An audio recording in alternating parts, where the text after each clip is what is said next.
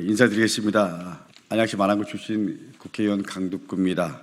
이제 21대 총선이 마무리 시점입니다. 그리고 22대 총선 결과가 나왔습니다. 22대 총선 의미는 명확합니다. 민생을 망가뜨리고 그리고 민주주의를 무너뜨린 윤석열 정권에 대한 국민의 분명한 심판이었습니다. 국민께 위임받은 권력을 제멋대로 사유한 윤석열 정권에 대한 국민의 분노가 표로서 확실하게 나타났습니다. 이제 윤석열 정권이 정신 차려야 합니다.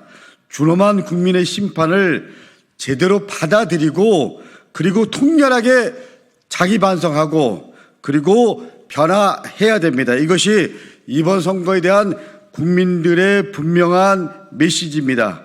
그래서 윤석열 정권이 이 변화를 제대로 보여줘야 됩니다. 그것이 윤석열 정권이 사는 길이고 대한민국이 바로 서는 길입니다. 그런데 과연 윤석열 정권이 정말로 변할지 많은 국민들께서 의심하고 있습니다.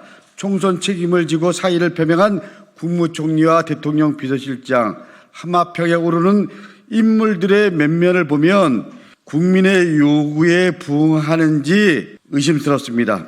국무총리와 대통령실 참모의 사태가 마치 대국민 기만처럼 느껴집니다. 서울 양평고속도로 종점 변경 특혜 의혹의 핵심인 원희룡 전 교통부 장관 그리고 언론 탄압 등으로 국회에서 탄핵안을 발의했던 이동관 전 방통위원장 등 일부러 국민의 뜻과 정반대인 인물들만 고르고 있는 것입니까? 윤석열 대통령에게 묻고 싶습니다. 심지어 어제 윤석열 대통령의 국무회의 발언은 눈과 귀를 의심할 정도로 충격적이었습니다. 윤석열 대통령은 이렇게 말했습니다. 올바른 국정 방향을 잡고 실천하기 위해서 최선을 다했다며 스스로를 칭찬하는 것을 넘어서 정작 국민이 원하는 답은 전혀 내놓지 않았습니다.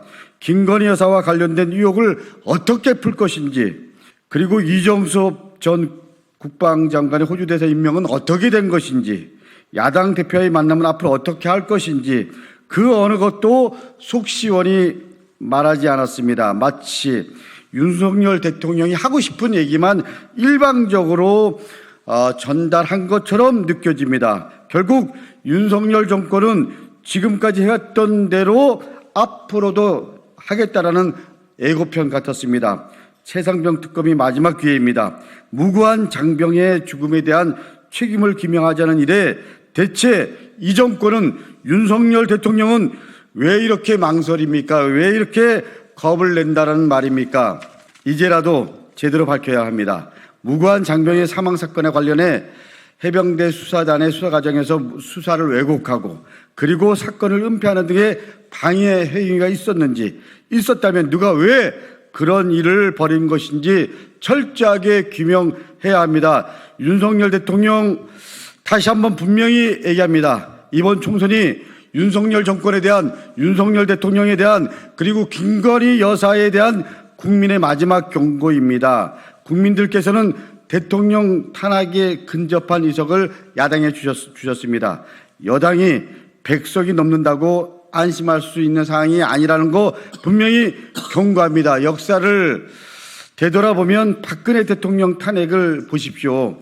역사를 두려워하는 여당이 야당과 함께 결국 탄핵했습니다. 저는 이 마지막 경고를 윤석열 대통령, 김건희 여사 무겁게 받아들여야 된다고 생각을 다시 한번 전달합니다. 그리고 정신을 못 차린다면 결국 대통령의 불행, 그것이 대한민국의 불행으로 이어질 수밖에 없다라는 부분도 엄중하게 말합니다. 마지막으로 대한민국과 국민이 불행해지는 길로 가지 않기를 윤석열 정권에 분명 경고합니다. 이상입니다.